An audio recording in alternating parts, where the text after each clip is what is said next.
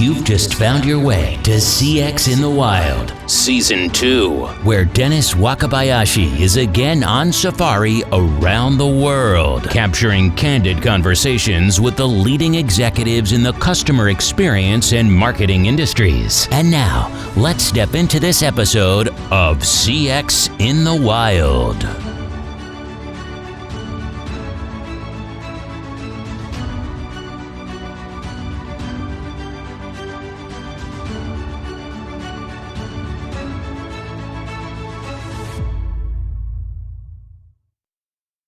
All right, Bob, nice to meet you. Nice to meet you as well. You're on CX in the Wild, totally unscripted, Yeah. but I did see something that you were talking about that caught my ear, and I thought the audience would want to know about it. You know, I talked to a lot of different people, and everybody wants to tell me their product is like the thing, and it's new, and it's different, and but I like to listen because I never know if somebody's going to actually say something that I'm like, oh my God, this is cool, which you guys did. So here you are on CX in the Wild, and my audience wants to know what you're doing. That's cool. Why don't we start with who you are, your company, what you do? Sure. So my name is Bob Keleher, like you mentioned. So I work as our director of strategic sales.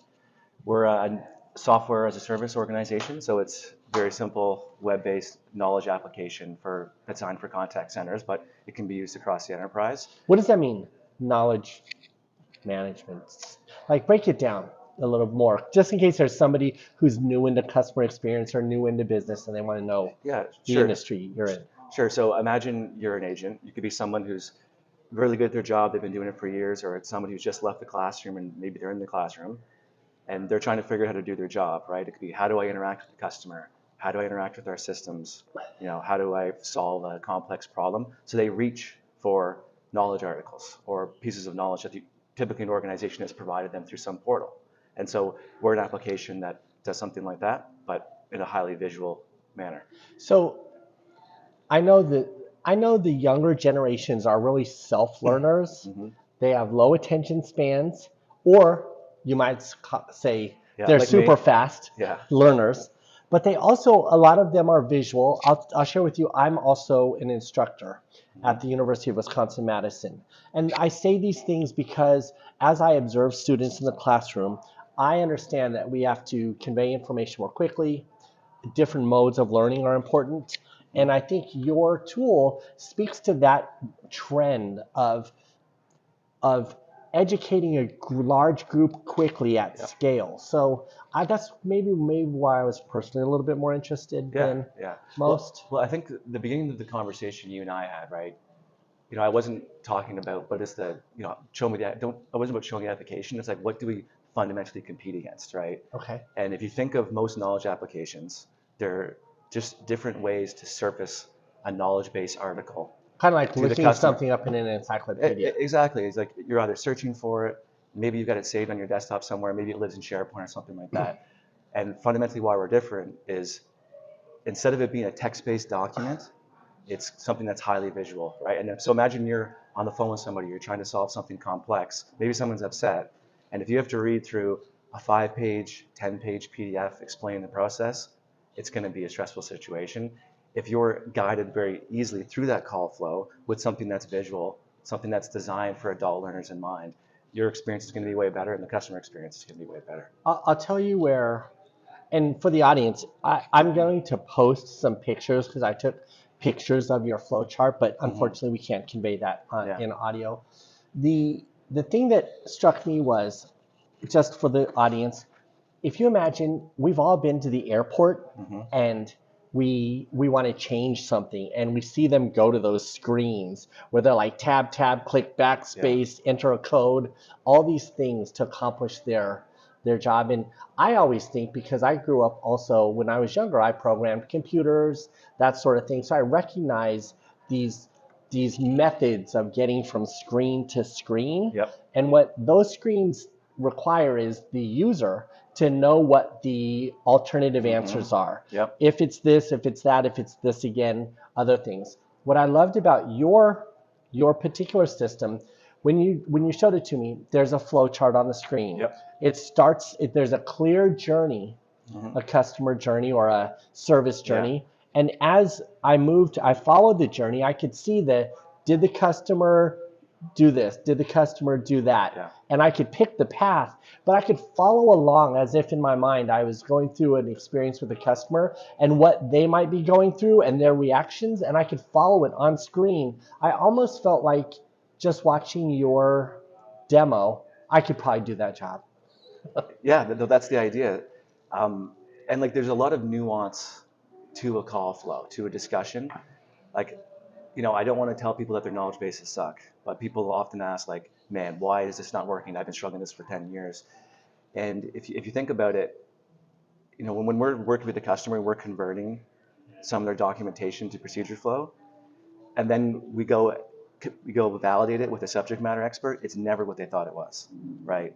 The small little nuances of just getting that application, negotiating it. That happens in customer experience Yeah. all the time. Yeah. People always think that they know what the journey is until you actually have people go through it. And you're like, wait, I used to do a thing when I worked on the customer experience at McDonald's where I would have the journey, and it was the journey as we imagined it. But then I would bring the customers in to validate the journey. And they would change certain things, and I would cover it all up in Post-it notes and bring the leadership back in, and I would peel off their stickies and show where the customer really changed. Yep. And in some ways, I think there's this perception versus reality in these flows. And if anything, service design taught us that you can optimize an actual quantifiable or accurate flow, and I think your software does that. Yeah, I appreciate that. I agree with you too. To go back to, like, we were talking about the visual component before, right? Like text versus visual. Yeah. And like a game, it's sometimes you have to really hit people over the head with the fact that text is bad. It doesn't work, and they're like, why? Like, prove it to me why, right? And so a game I always play with them is, what's a curved line with every point equal distance from the center? What am I describing? A circle. A circle, right? For most people, that was very fast, good for you. For most people, it takes them 3, 4, 5 seconds to give me that answer. If I show them a circle, a graphical, a visual representation of that knowledge, they recall it instantly, right? So by taking your process and procedures, making them visual, you're just going to enable people to get what they need quicker. And if they do that, CX is going to go through the roof, right? Yeah, I think you're right. The visual aspect is interesting. Yeah. The flow is interesting. The opportunity for the visual to guide the journey for the agent or the person using the knowledge, all these things are pretty attractive to me. The other thing you talked about that sort of struck me was, and I just say this for my audience, here's the thing. There are giant organizations who have knowledge management, care centers. There's a lot of infrastructure in place, and to throw the switch on something like your thing, of course, the answer is, oh yeah, it's easy, we can do this. But the fact is, from the politics, the infrastructure, all that, it's a lift. Absolutely. And you said something to me because I'm working on some startups, and it struck me. If you're a startup or a fast mover in this space, to be able to start with a tool like yours, why don't you talk about how it starts? Because I think your colleague you was saying, if you start with this tool. Yeah, you're going to put yourself in amazing places and organization. So what's that look like for the audience? Like if I was a startup or I was starting a program, why would I want to use your thing? Well, what happens in any organization when they're trying to map out the customer journey, right? Everyone gets in a room together, they pull out a whiteboard, and they start talking about the step-by-step interaction of how the customer deals with, with your agents and your employees.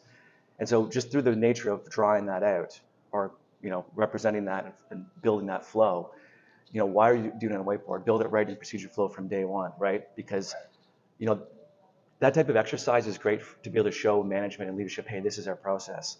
But it's extremely separated from how your agents are actually going to do the job with the customer. It's not consumable, right? It's not a decimal So you're essentially saying it creates almost a layer of transparency or strategic alignment from the operational and executive team, because they're actually, that's an interesting dynamic. Instead of asking because we're always saying, if the executives got on the front line, there'd be a realization. But what this does is it almost allows a two-way, allows the front line and the executives to be working from the same sheet of paper. 100%, and it also makes it easy for you to identify gaps, right? So if you've got, let's say you've got your main buckets into different areas inside your organization, as you drill into each bucket, all the different aspects that you're responsible for, those are categorized as procedures, and underneath them, they're all listed out. And if, from a leadership perspective, if you're drilling through these different areas in your business and the processes just aren't there, it means that there actually isn't one, or whoever is running that area has no idea what the process really is. And so as you fill in all those gaps and understand where they are, you can become way more proactive, right? In terms of, in fixing your organization, enhancing it. Yeah. And it just makes it way more nimble. And the other thing you showed, and it was getting kind of deep for me, but I understood it, which is you have this natural Kaizen or continuous improvement workflow thing. Can you just talk about how executives or the front line or who uses this? Yeah, for sure. So, and how does it work? Yeah, so every user has different levels of permissions assigned, right? So you can have people who are just read-only, you got contributors, approvers, admins, that sort of thing. Like the patented part, like the real magic of it, is how you can assign people as a contributor, right? So let's say you've got 500 agents, and 50 of them are, top performing people. They always do the best job. They have great quality scores. So you can actually give them the ability, if they uncover an error or they know that their method for doing it is better than what's already in the platform, they can very easily make that change and suggest it up the chain, right? And so as an approver, I can see all these changes. So you democratize process improvement, and you've actually engaged your frontline employees to do it, right? And so, how do you think that makes them feel, right? It lowers attrition. It makes them feel more engaged, right? It makes them feel like they're actually contributing to the organization. While at the same time, leadership gets the benefit from that nuance we talked about earlier, right? That's often not captured. And you were showing, you had some metrics around the usage of these steps and these pieces. But I think what strikes me there is, if I'm in management, and I'm going to tell you, I'm looking at this through my own lens. When I was looking at this, I have a business myself. I have 65 people, wonderful people, all inspired, empowered people to change the business. And what I would love is for us to have process, and I want them to change and whatever they want to make their lives or the work better at any time. But I feel like there's this administrative thing where we get together, I'm like, hey, can we improve this flow? And it would be so much nicer if I could go in and say, I figured out this flow is wrong and fix it. Right. Or if other people can say, Dennis does know what he's talking about. This is how it really works. Exactly. And like you want to distribute, you distribute ownership of process in those different areas. So, each one of those departments, they could have their own approver, right? And then that comes up to you to make a final decision. And like people want to contribute to process improvement, but it's like pulling teeth. Like oftentimes there's nothing documented to start with. People can't agree on what it is.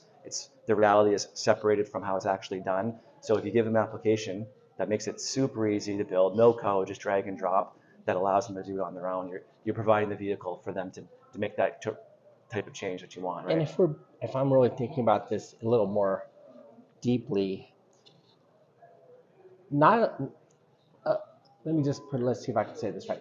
Allowing people to have an active hand in the transformation or the continued improvement using a tool like yours, it makes it a little safer for a lot of people to be working through the process. But what I also think it does is it introduces a little bit higher level of trust.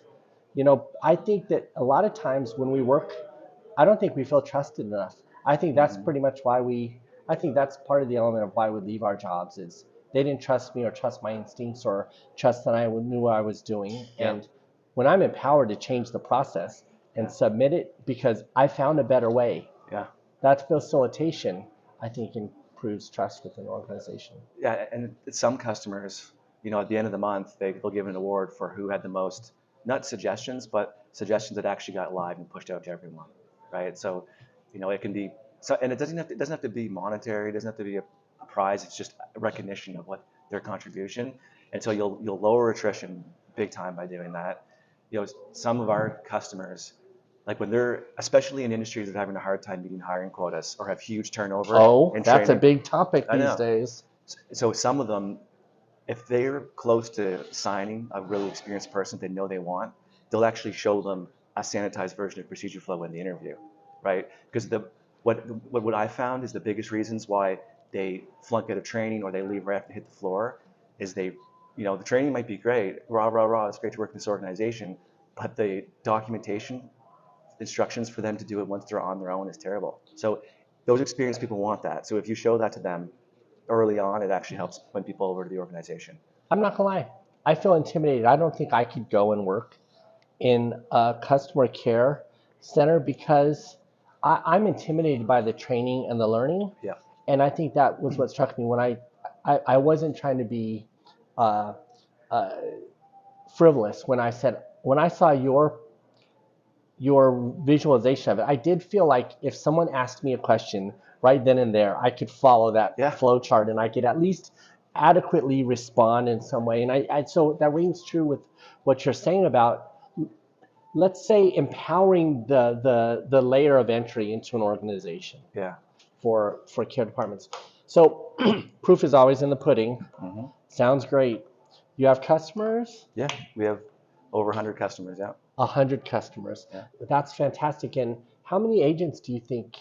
And please, this is a podcast. Don't say anything that's confidential, or I don't want to, Total agents across all customers, somewhere I think in the 30,000 range. Okay. Yeah. That's not bad. Insignificant. And the thing is like, and that's exploded in the last year, right? Talk about that. Well, if you like, the technology has been around, look what we're doing for probably about 5 years. But as people switch to working from home, in the absence of being able to raise your hand and ask for help, what do you do, right? You reach for something to self-serve as the agent. And if that documentation isn't in a great format, you need something like ProcedureFlow. So that shift to working from home, drastically. We had customers calling us up and just falling over to get set up. So that's one aspect of it. And the last one, in my opinion, is I think people were convinced that automation was going to solve their problems, when in reality, yes, there's some things you need to automate in your organization, but there are procedures that are way too complex. There's aspects of that job you're never going to automate, and you can't ignore it. You need to have a solution for that stuff as well. That makes me wonder, what's the relationship between something like ProcedureFlow and AI and escalation, that sort of thing? Yeah, so if you think about, so we have a couple different APIs. So one is for doing advanced reporting for process improvement. Another one is to actually access the flows. So if you've got a chatbot or some sort of kind of speech to text system that's listening to a call and recommending knowledge-based articles today, all we do is replace those articles as endpoints with the actual procedure flow, right? So you and I can be having a discussion as agent to customer. It's listening to it and saying, hey, this is the flow that you should use, right? So that's where the relationship. So it's symbiotic. Yeah, symbiotic, and that's what I have to explain to people all the time. It's like, well, how do you fit into automation, and how do you compete with that? It's like, we're not competing with that. Those are just systems to surface articles and knowledge to you. We're not competing with that. We're competing with the fundamental format of your knowledge, which is in text right now. And once people accept that, and they have in the last couple of years into a huge degree, that's when our business is really taking off. Hence the term ProcedureFlow as the value, but also the name of your company. Yeah. Tell me, how do people get in touch with you? How do they learn more, get a demo, or check in on this? Well, I mean, you can go to our website at ProcedureFlow.com, and obviously you can sign up for a demo there.